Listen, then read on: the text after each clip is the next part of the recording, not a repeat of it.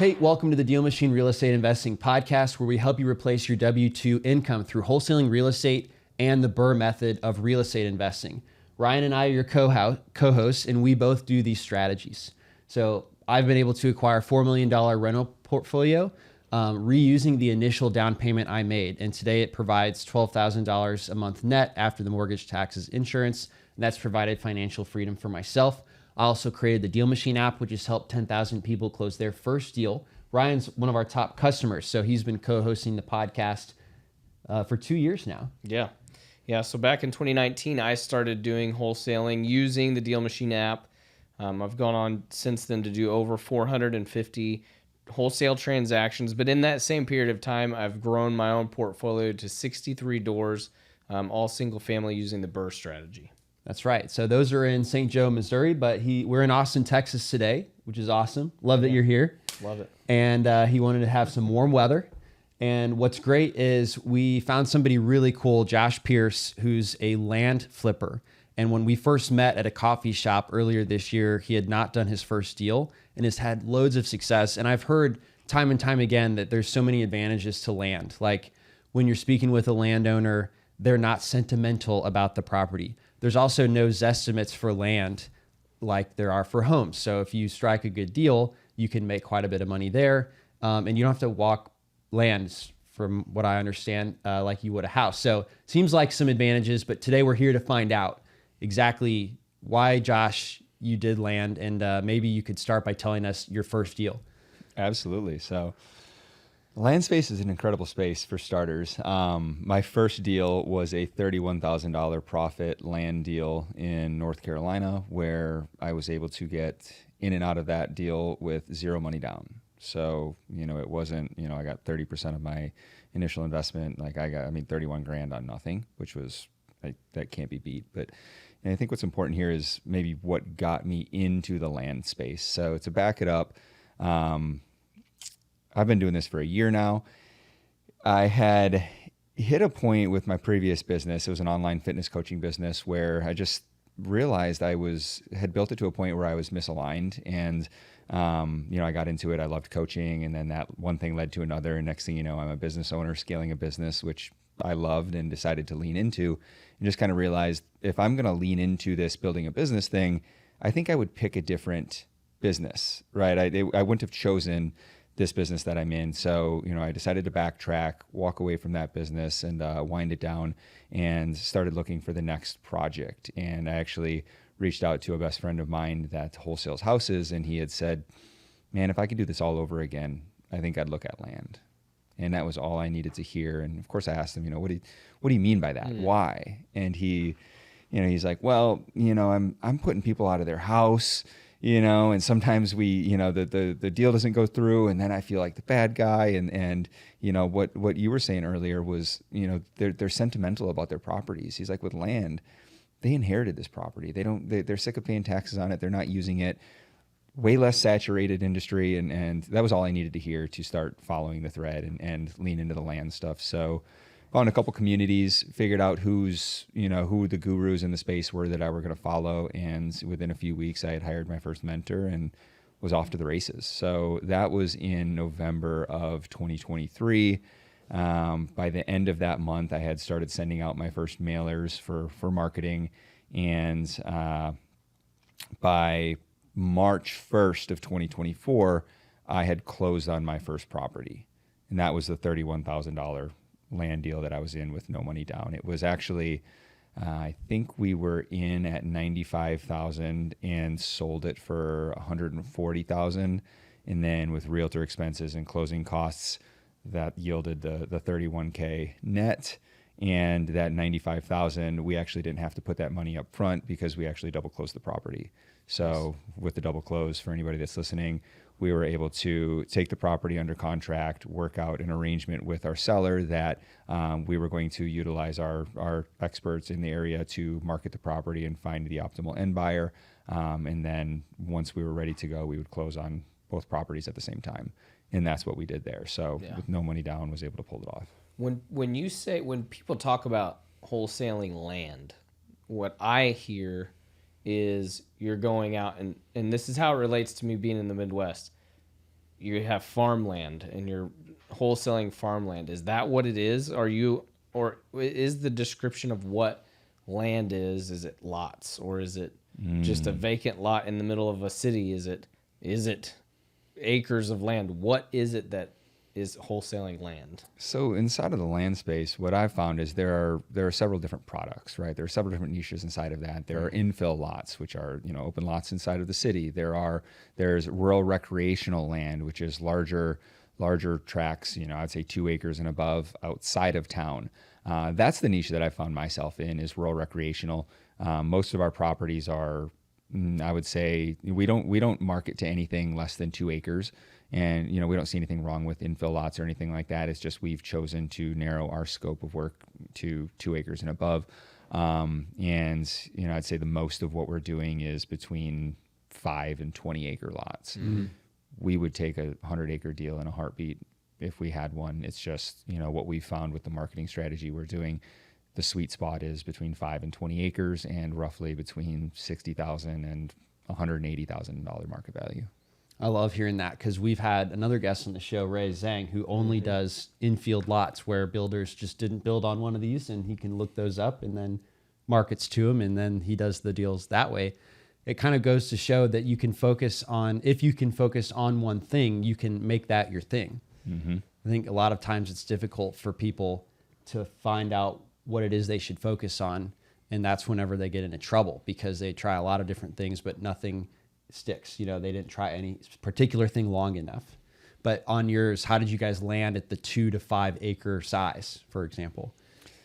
Well, getting started, the mentor I was working with had kind of just said, you need to choose what your niche is going to be. And, of course, coming into the space, I was like, well, as with any new business, it's like, well, why would I drill down when I want to help everybody? I'll take any land. So early on, I started taking any deals I could get. I was taking infill lot deals. I was taking, really I had no parameters around what I wouldn't take. And over time, what I found was what I enjoyed working with, the conversations I enjoyed having versus what was kind of more of a headache than what it was worth. So you felt like bigger piece of land, larger dollar amount, worth more money? Is that what you're thinking? Yes to that. In a very general matter, like there are infill lots that will yield way bigger profits than a lot of the deals that I'm doing even. But what I found was the first handful of infill lots that I had in my pipeline, they just became massive headaches. And it was for a $35,000 lot. And then I'm looking at what's my margin on this lot. And it was like, okay, we're splitting hairs over what will net the business $5,000. And I'm generalizing, not, there are infill lot spaces where you're dealing in $150,000, $200,000 lots, and that's fine. But what I found was I was like splitting hairs for smaller margins. Whereas when I got into these bigger tracts, I was opening myself up to higher market value properties, the opportunity to come across properties that could be subdivided, developed, things like that, where I can then, maybe even 5x, 10x my initial investment. Yeah. So why were the infield lots creating headaches for you where the bigger tracts of land were not? Is it because of utilities and stuff, or what is the headache? A lot of the headaches I ran into were, the first 2 infill lots I got. And again, generalizing just based on my small sample size of experience, the first 2 infill lots I got was in a very rural market outside of Austin in Luling. And they were 2 $35,000 lots, and we started looking at they were small lots. So then we started running into setback issues with the city and everything like that. Now our builders couldn't come in and build a manufactured home or put a mobile home on it.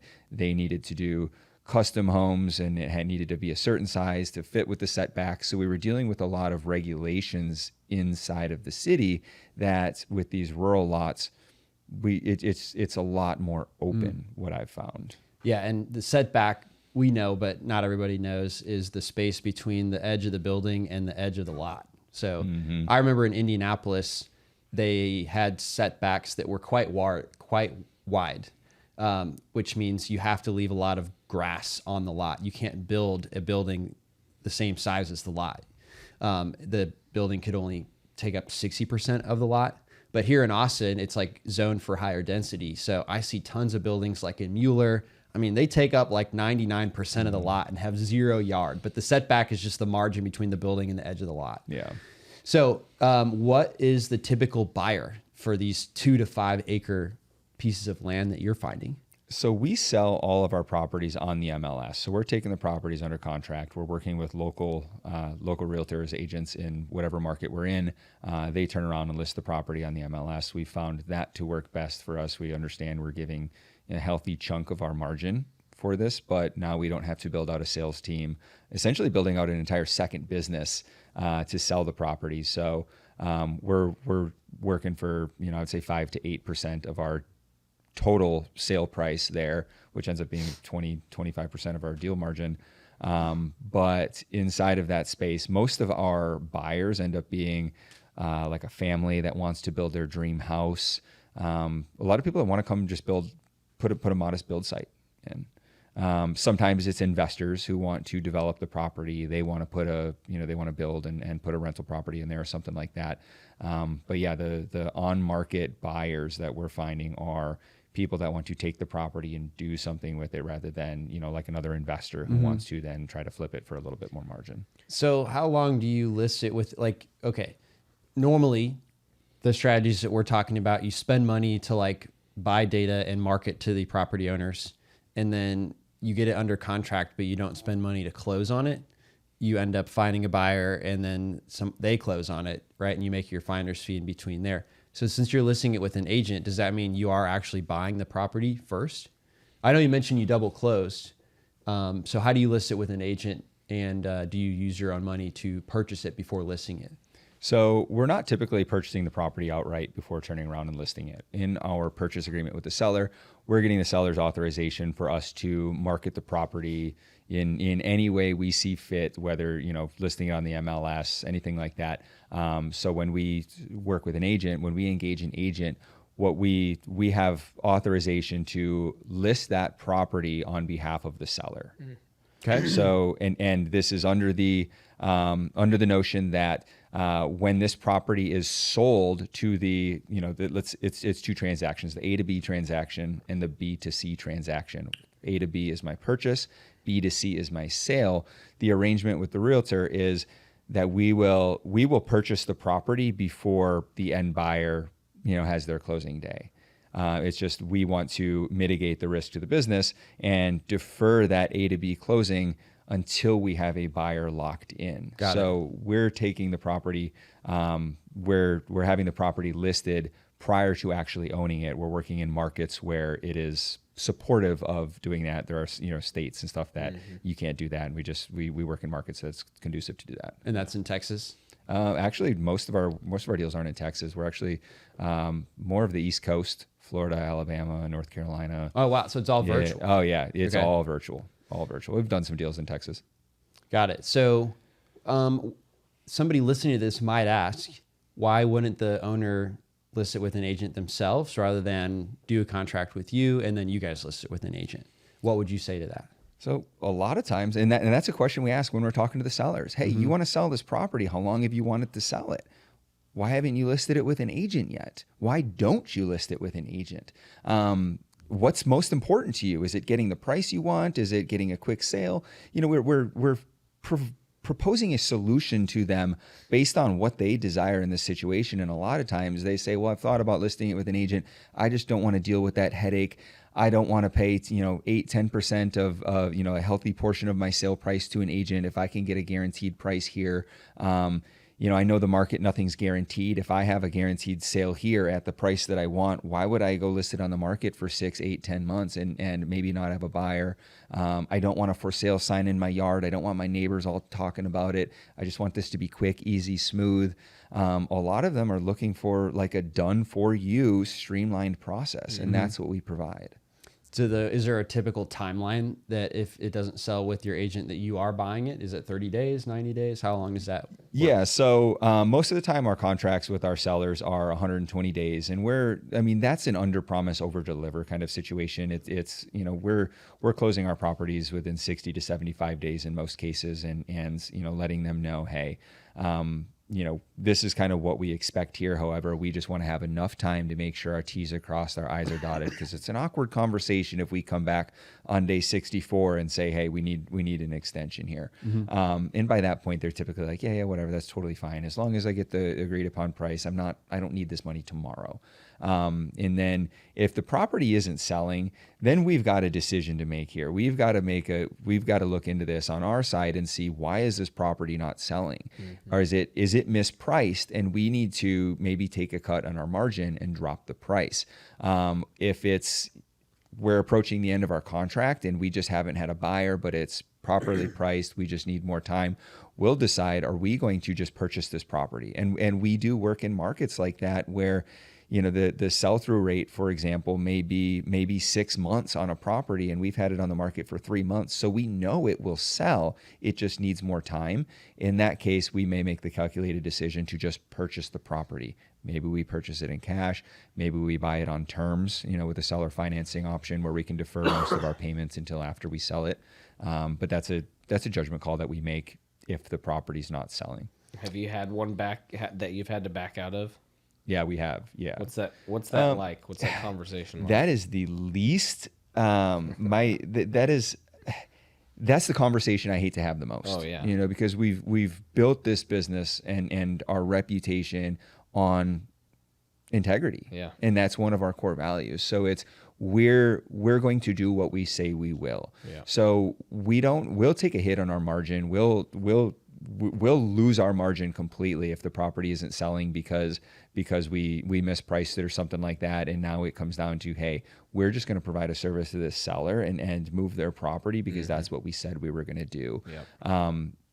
It's never an easy conversation. The sellers hate it a lot of times in this space, especially in the wholesale space, and you maybe recognize this in the house space as well. Some of these sellers they've had that experience before. Some of these sellers we're talking to, they're like, yeah, I've been under contract with companies like yours before, and it fell through. And I just want to make sure that this is going to make it to the closing table. So do they ever say, I want to make sure before I do this with you, and then you're like, yeah, no, we're going to get it. And then you have to go back and be like, no, we haven't done that. If they're pushing back and they really want the certainty, we'll put up, like non-refundable earnest money, something like that, so that they're compensated for their time. So even if, let's say we're putting up $900 earnest money and in 90 days it doesn't sell, well, hey, now you made $300 a month, for us to take a stab at that property. Yeah. Again, that's not a strategy we like to build our business around by any means. It's we're being incredibly conservative in our underwriting so that we are only taking on properties that we know will move. And I would say every month we're tightening up our underwriting even more and driving our numbers even lower so that we're setting ourselves up with can't lose situations. Before this, was it a business coach or a fitness coach? Fitness coach. Okay. And you wound that down. Was it because you didn't love coaching? Or what was the reason about that wind down again? Oh, I love this conversation. So I loved coaching. When I got into fitness coaching in 2018, it was just a passion of mine. My transformation was so recent, and I wanted to share that with the world. Yeah, you look fit. I appreciate that. Thank you.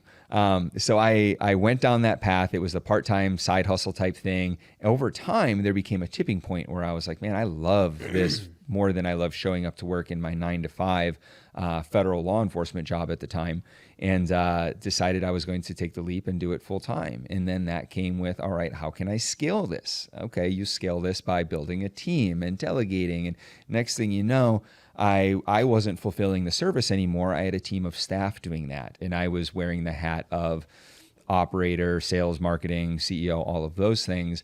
And it eventually got to a point where I was like, man, I'm now a CEO and I am fully engulfed in operations every day, and I'm not coaching anymore. And I am okay with that. I love this stuff. I love building and systems and operations and all that. But if I could choose what I'm going to go to work and tinker with every day, I think I would want to choose a different business to do that with. Yeah. So it wasn't that I didn't love coaching anymore. It was just I found this new love for building a business, and it wasn't going to be in the fitness space. Ultimately I wanted something where the juice felt like it was more worth the squeeze. I wanted to sell a higher ticket widget. How much would a coaching client pay? That it was the price point, right? That Yeah. each individual was paying. That was maybe something that you realized this might not scale as well as I think it would, right? Yeah. I mean, it was, it's 6-month coaching package, roughly $3,000, a 12-month coaching package, $5,000. And by the time, after operating expenses, paying out the team, the amount that I'm looking at, I take home after, an hour-long sales call, helping these women realize, what they needed and the investment was worth it for them. It just felt like so much effort for very little compensation on the backside. And I started to realize, wow, I can literally choose the widget I want to sell, and I can sell a higher ticket widget. I can sell a widget where there's no attachment to it. They're buying the land. I can get into something, I was providing a service where we had to, the sale is made, but in order to collect on that, you've got to fulfill the service for 6 to 12 months. Right. So it wasn't this one and done. And I started to then call in, an opportunity where it was more of a transaction. It wasn't, you don't have to fulfill a service for a year. Right. And this opportunity showed up. Got it. That makes sense. So the house, you made $40,000 on this deal, and that was one seller and one set of conversations in order to get that amount.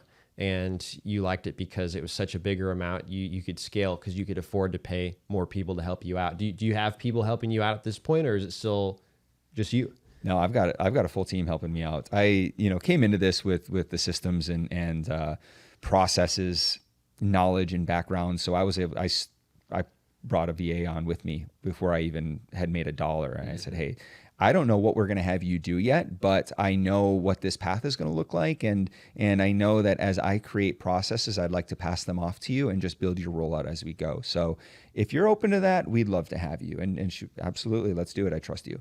And that was how we started before I even made $1. And what a leap of faith too. Like for 5 months paying a VA out of my pocket before making a single dollar to the business.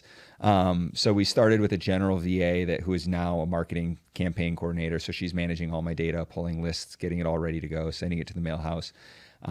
We have a due diligence assistant, essentially a comper full-time here as well. I've got another generalist VA who's kind of like my number 2, who responds to my emails, does a lot of small admin tasks that come up throughout the day that don't really fit into a single bucket. And then I've got an acquisitions manager who is now talking to all the sellers, creating offers, making deals. And then I've got a dispositions coordinator on the backside as well. So as soon as my current acquisitions manager, as soon as he locks up a contract, he connects them with Connor, who's our dispositions coordinator, or for our sellers is our closing coordinator, and says, hey, I'm going to connect you with so-and-so. He's going to make sure this gets across the finish line. He's your go-to. Any questions you have, he's going to keep you updated every step of the way. He's going to take it from here. So it allows each person in the business to stay in their lane, focused on exactly what they're best at, really. Yeah. All right. So the person who has the data, you could filter by land acreage size, and you could say like no properties vacant, right? Yep. What other factors are you looking for when you're putting together your marketing list? So the first thing is we're choosing a state, and then we're choosing counties or submarkets inside of that state. We're looking for counties or markets where the sell-through rate is strong. For anybody that's listening, the sell-through rate is essentially it's the number of active properties on the market, number of sold properties in the last time period, 3 months, 6 months, a year, divided by active properties in the market inside of that acreage range. So what we're looking for in like a dream scenario is where 100% of the properties turn over within 6 months.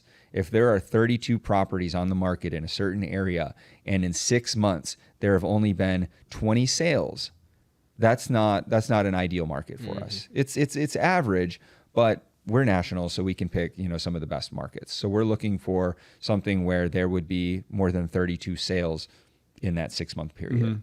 So that's one of the big things we're looking for there, actives and then the sold data there. We're also looking at, we're looking at days on market. That's another one, because we're in a business where we thrive when our properties turn over quickly. We want to be in markets where the average property turns over within 6 months. And ideally, if we can get that 90 days or less, that's great for us. And then when we're pulling our lists, we're looking at vacant land, 2 acres and above, non-LLCs or government organizations. We're mailing to just private owners or trusts. And that's essentially it. And then what we do from there, we pull that data. Our campaign coordinator will go through, and we actually use an AI tool that will help her visually scrub all of the properties in the entire list. So let's say we pull a list of 5,000 properties. We can remove any properties that are landlocked. We can remove any properties where more than 50% of the property is in flood zone or wetlands or anything like that. So we're disqualifying every property that we wouldn't purchase based on a visual inspection. We're disqualifying those before we even mail our list. So we're cutting our marketing spend and keeping it so that essentially 100% of our calls that come in are qualified properties, and we just need to qualify the seller. So landlocked means like it's not perpendicular to a road. Is that what it means? There's no access road to it? There's no access to it. It could be, off the road a little bit, but maybe there's a driveway. Has nothing to do with it. water, but it's Right. just the access to get to the property. Yep. That makes sense. Yep. No physical access, really. Yeah. Okay. And then a study I was just reading in the book, Sell the Way You Buy. Over the last decade, the average person doesn't respond. It used to be 4 times. Now it's 9 times. 9 reach outs before they, react, give you a call, et cetera. How does that compare to what you're seeing with how many times you mail a landowner that you've selected to start marketing to? Oh gosh, I love that you brought that up, because that's something that I was actually just chatting with a couple other investors about this at an event I was recently at. And so often what we do is we mail one county and we're like, oh, the responses we got, and that's just it. And we'll move on and we'll pick more and more counties instead of going deeper into one county. But when you think about, if you scroll TikTok or Instagram and you see those ads, you see an ad for a product and you're like, you see it once and you don't do anything with it. You see it every day for 7 days and you're like, wait a minute, I think I'm going to click that and I'm going to go buy that. Right. So it's like, it works for us just like it works for these sellers as well. So one of the things that I'm learning with optimizing a marketing strategy is it isn't just mail every place in the country once. It's find your honey holes and go deeper in them and maybe hit them every 60 days, every 90 days, so that they start to see and recognize maybe even that name. Yeah. Mm-hmm. Yeah. Do you have a read on how many postcards the average person has gotten by the time they call you back? Oh my gosh. I always like to ask, why'd you give us a call? Well, I get 6 to 8 of these a week. And, I hear anything from 3 to a dozen of these a week. And I like the accent you use. Yeah. So, they're getting a lot of these, and then I say, well, why'd you call me? Well, of course, the responses are so varied, right? Sometimes it's, well, I don't know, I never picked these up and I just happened to pick yours up. Yeah. Or, I saw you're in Texas. Or someone else mailed me from New York and I ain't talking to anybody from New York. It's like there's just these off the wall reasons. And it's helped me understand marketing at a so much greater level of it's not, these are the market. There's so many different factors that go into why someone chooses something. Mm-hmm. Got it. So you've got the VA that does the data and they pull that and they start marketing to that. And are you guys using exclusively direct mail? So we're doing direct mail. We have used it exclusively up until the beginning of this week. We're mailing 20,000 blind offers a month, which a blind offer is we're calculating the market values of properties by acreage range in every zip code in the market that we're mailing. So let's say we pull a county. Let's just say, we're going to mail Mecklenburg County, North Carolina. It's where Charlotte is. And we pull all the data for that county. Then what we'll do is we'll pull sold data for the last year and we'll filter that by zip code. And then what my VA will do is she's now a pricing analyst as well. And she's able to go through and make sense of what market pricing is for each acreage range based on the zip code that they're in. And then what we do is we add that to our data sheet using automations and AI, and we can calculate a custom offer for every person's on that list. So say there are 5,000 people on the list, we can create a custom offer based on their specific acreage property they own, the market value that we've calculated for that area, and the certain percentage of market value that we choose to offer. Use automations to calculate all of that, and then we're able to send those out. So that's a blind offer. Essentially, we're making an offer on your property without having seen it. We're doing, for most of it, well, we had worked up to this fall, doing about 20,000 blind offers a month. Wow. Yeah. And those are in the mail? Written offers? Those are in the written offers in the mail. Got it. And it's got a hard price. Hey, Mr. Jones, I want to pay you $57,000 for your 5.2 acre property in Mecklenburg County, North Carolina. If you've considered selling and you want to have a conversation about it, go ahead, give me a call. Nice. And is that the price you stick to, or do you end up negotiating once you're on the phone? So a lot of times we end up negotiating. A lot of times it's this is our preliminary price, and we're going to come as close to that as we possibly can. We need to find out more information about the property. Hey, when we sent that offer, unfortunately, we didn't know that you've got a chicken farm right next to you, or we didn't know that we've got the slope on the property, or the property didn't pass a perk test 2 years ago, or there are factors that we find out there where we're going to then come in and give them a hard offer. And that's the conversation we have on the phone in that discovery is, hey, between now and tomorrow when we give you a call back, we're going to call the county, confirm a few things. We're going to send our boots on the ground help in the area out to take a look at the property. And then when we get in touch with you tomorrow, we're going to be able to give you the number that we're 100% certain we can take to the closing table. Nice. That does answer my question. Somebody hearing this and they want to try it, they're scared because they don't know that chicken farms, slopes, and perk tests hurt the value of the property. So let's talk about comping these properties and how you learned it. I assume that you'd still go in the general area for properties, vacant land that did sell, and look at that as a comp, right? Mm-hmm. And if it's 1 acre instead of 5 acres, maybe you'll just multiply whatever that rate was by 5 to get your price, right? Is that as simple as it is? Or how did you learn the nuances that you just mentioned that might be hurting the property value? A lot of trial and error, learning the nuances, and also building relationships with local agents. There's only so much I can piece together looking at Zillow or Redfin sold data.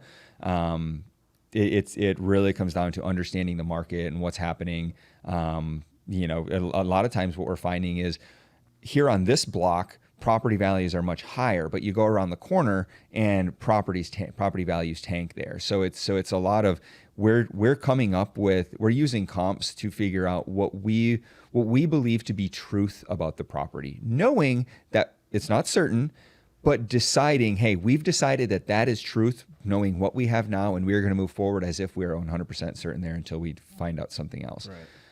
So it was a lot of trial and error, like comping hundreds and hundreds of properties and learning different strategies. But really what we're looking at is 3 main things with comping. It's proximity. So proximity to our property, we're giving more weight to properties that are closer to our property. Similarity or like kind properties. So I would say acreage, property type. A cleared property is not going to go for the same amount as timber. A property that has a tree farm on it isn't going to go for the same as a property that is tillable farmland. So you're finding like kind property, and again, trying to give more weight to properties that are similar, and also recency. So comps that sold more recently, giving more weight to a comp that sold maybe a year, 2 years ago, things like that. And of course, we prioritize properties that have sold within the last year is kind of what we look for. And if we don't see anything, then we'll look further back if we have to. Okay. So would you say that a good deal for you would be roughly like 70% of the comp price that you guys could make that type of spread on? What would you consider a good deal when you're looking at one of these and you're like, yeah, I think this would be a good price? 70% gets to be really tight. I would say 50 to 60% is kind of a great deal. The closer to 50% you can get, the better off you are. Of course, it's challenging to find a property at half of market value. Yeah. Especially with the amount of times these people are getting hit with different, marketing and stuff like that. Where we've found our competitive edge in the space is by double closing the majority of our properties in a space where most people are buying outright and flipping their properties. Is to buy it outright, and hedge against your risk, you essentially need to buy the property at 50 to 55% of market value. To double close the property and take a $20,000 to $25,000 profit margin on it, we need to be at roughly 70% of market value or less to make a deal. So where, let's just use a $100,000 property, for example, where investor A, who buys the property outright, needs to be at his hard stop is 55,000, or let's just say he can come up to 60 if it's a deal. That's his hard stop. I'm having a conversation with the same seller, and he's like, well, this other guy offered me 55. He can't do any better. I really want to be at 65. Oh, well, I could do the deal at 70 because we take our, we're going to sell it for 100K. We take even 8% off the top for a realtor fee, another $2K off the top for closing costs. We're at 90,000. Take our $20,000 off the top there. We're at 70,000 for what we can offer. So we can come in. There's a space where these guys can't come above, and I can make a fair price. Now I can get this seller exactly what he wants, or maybe even more, right, and get a deal. Got it. How much would you spend on marketing to get one of these deals that could be a deal on the phone? Do you have that dollar amount roughly? I do. And I'll just kind of share what our numbers look like kind of across the board. So sending 20,000 blind offers a month, it's roughly 62 cents a letter. Mm-hmm. So what's that, 12, 13K or so? Big number, carries high overhead. However, that funnels into about a 0.3% response rate. Sounds terrible. 99% of our people throw the letter out if they even see it. Sounds terrible, but we don't need a lot of responses because of the leads, of the responses we get. 99% of them are qualified properties already because we're throwing out the bad properties before we mail. So now we just have to qualify the seller. Of that, our qualified leads, we convert 14% of those qualified leads into contracts that are at least $20,000 profit margin. Good. So 1 in 7.4 leads becomes a contract. Yeah. So it shakes out to where essentially, we're paying probably $250 a lead, but 1 in 7 shakes out to about $2,100 per contract. Oh, wow. So $2,000-ish. Yeah, $2,000, $2,100 a contract right now. Oh, there you go. Yeah. That's pretty low, actually, for maybe it's more what a Midwest market would spend. What do you guys spend? Yeah, it's very similar for us. And we do that. It's funny because we do the same kind of math. Okay, how many postcards do I need to send out to get 20 phone calls, which are going to lead to 5 appointments, which are going to lead to 3 contracts? Mm-hmm. And just working that math backwards, knowing what you spend on a transaction tells you exactly what you want to make. If we want to make 20,000, then I need to get 2 deals that are going to give me 22 because that's going to cover my marketing expenses. Mm-hmm. So I love that. I love that you know your numbers. Yeah. No, it's the numbers thing. I'm a systems guy, so the numbers thing is my jam. Like I shared with you those numbers, the 20K yields 0.3, yields 13, 14% response or conversion rate. And where most investors would say, well, why don't you just dump more into marketing? Right. Yes, and I see 2 inefficiencies that could be buttoned up even better. Right. 14% of our leads are converting. That's great in the space. But what I know is we don't even have a fine-tuned follow-up process. Yeah. So we could possibly double that, at least, take that up to maybe 25% with a buttoned-up follow-up process. Can your processes keep up with that? Right.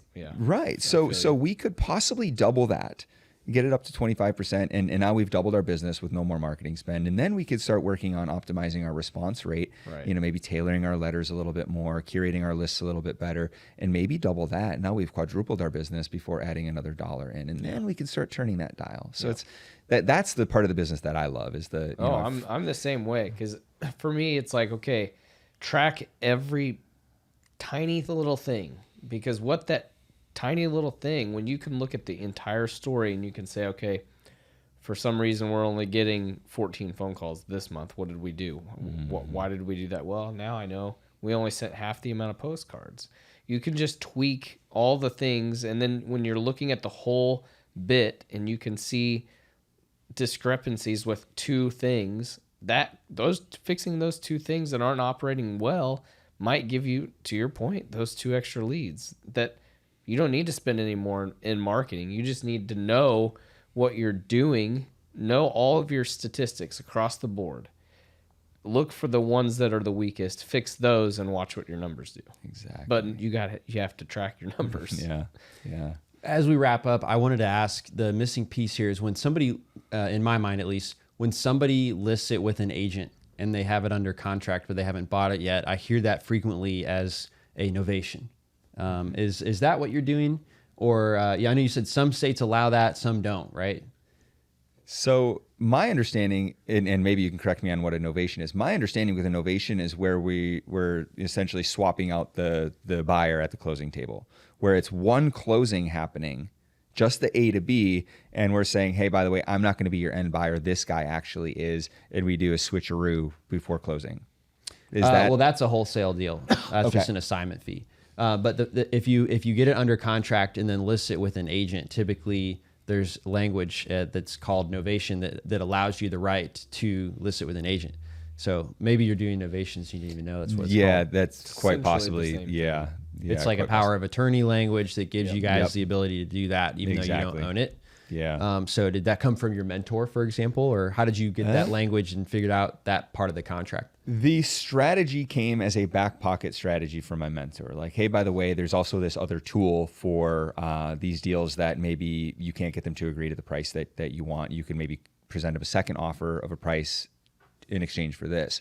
Coming in with very little capital on a cash crunch, I wasn't content with my funding options to close on deals. I didn't like the idea that I could work with lenders and I'd have to give away 30% of my deal profits and stuff like that. I thought there's got to be a better way to do this where I can keep more of my margins. And I realized I could come up on price a little bit. I could offer higher prices to the sellers, get calls and get deals that other people weren't able to get because I'm able to offer a competitive price, and decided that was the strategy that I was going to build my business around initially. Cool. Well, congratulations on your success so far. How many deals are you up to now? We've done 17 so far. Got it. Yep. Hey, man, that's a great start for a Great. first year. Yep.